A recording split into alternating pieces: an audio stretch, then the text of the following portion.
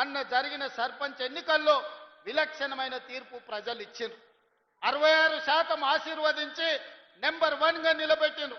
రాబోయే మున్సిపల్ ఎన్నికల్లో కూడా నా సూచన మంచి వాళ్ళని గెలిపించండి, మంత్రులతోని పనులు చేయించుకునేటోళ్ళని గెలిపించండి, ఊరి సమస్యల్ని బస్తీ సమస్యల్ని అవగాహన ఉన్నోళ్ళని గెలిపించండి. 10 రూపాయలకు మనం ఓటేస్తే 100 రూపాయలు వాడు కొల్లగొడతాడు.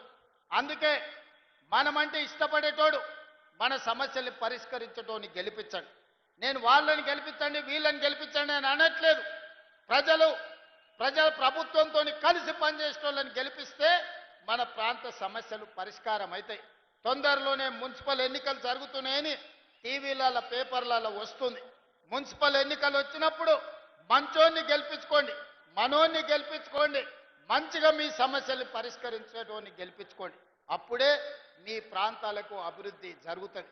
ఇవాళ నేను ముఖ్యమంత్రి ఈడికి వచ్చిన అంటే బీజేపీ ఎమ్మెల్యేలైనా వాళ్ళు వచ్చి అడిగినారు కాబట్టి ఇవాళ మంజూరు చేస్తానని నేను చెప్పిన.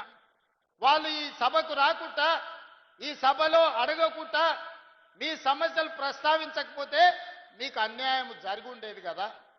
నా సూచన ఒక్కటే, ఎన్నికలప్పుడే రాజకీయాలు చేద్దాం, ఎన్నికల తర్వాత అభివృద్ధిలో కలిసి నడుద్దాం.